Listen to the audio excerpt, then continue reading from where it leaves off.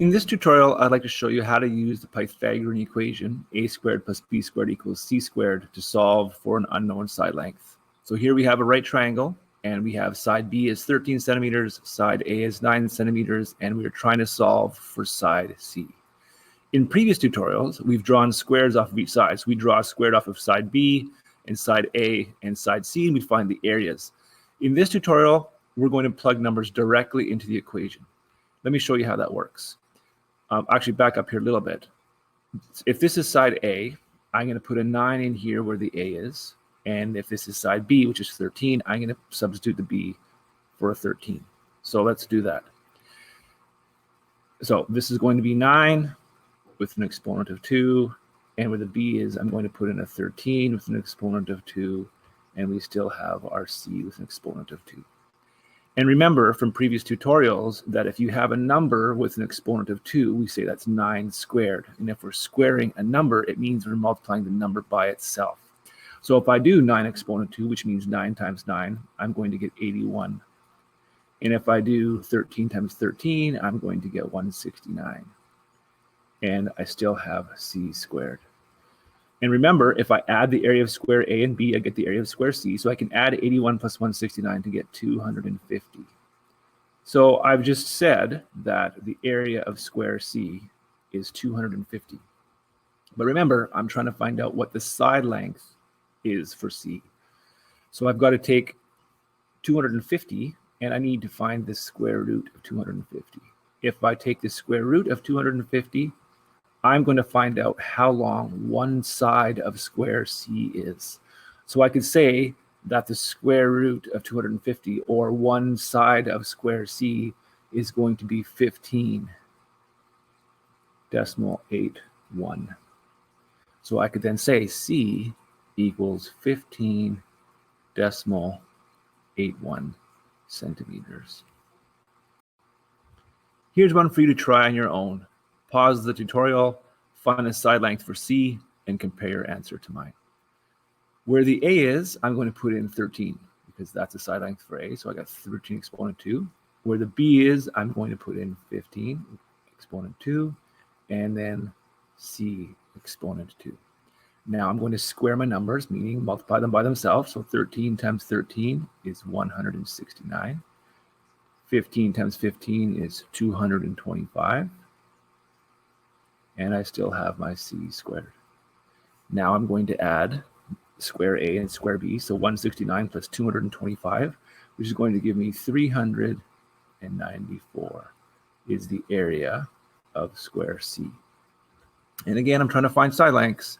So I'm going to find out what is the square root of 394. And that is going to give me a side length of square C. And if I find the square root of 394, I find out that a side length for square C is equal to 19.85. So we say C equals 19.85 centimeters. In this example, we have a right triangle where we have side A is 7 centimeters and side C is 25 centimeters. And we could plug these numbers into this equation as we have been doing, and we could rearrange it and make it work. But you can also rearrange the equation before you begin plugging numbers into it. So one way we can rearrange it is to look like this. C squared subtract B squared equals A squared. You can see this equation is not going to work for us because we don't have side B. We can't plug any number in here to subtract from C to get A. So we can rearrange this in one other way to look like this, where we have C squared subtract A squared equals B squared. And this one's going to work for us because we have side C and we have side A. So I'm just going to plug numbers into this. Side C is 25 centimeters with an exponent of 2. Side A is 7 with an exponent of 2. And we're trying to find the area of square B. So now let's square these numbers. 25 times 25 is 625. 7 times 7 is 49.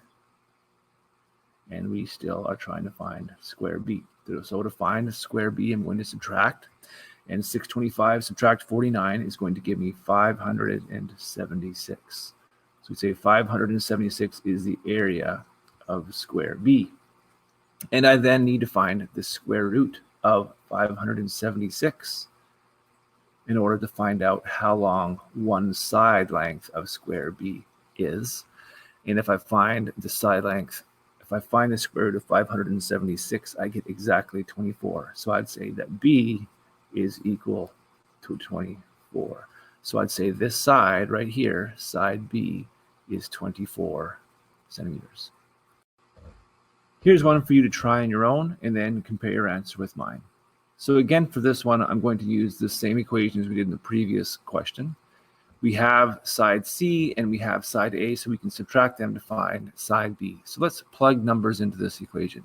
So we can say that side C is 26 with an exponent of 2, and A is 24 with an exponent of 2, and we're trying to find the area of square B. So if we square these numbers, 26 times 26 is 676. 24 times 24 is 576. And we're trying to find the area of square B. If we then subtract 676, subtract 576, we get 100. 100 equals the area of square B. And again, we need to find the square root to find a side length. So if we find the square root of 100, we're going to find out how long one side of square B is. And the square root of 100 is 10. So we could say that B is 10. So side B over here is 10 centimeters.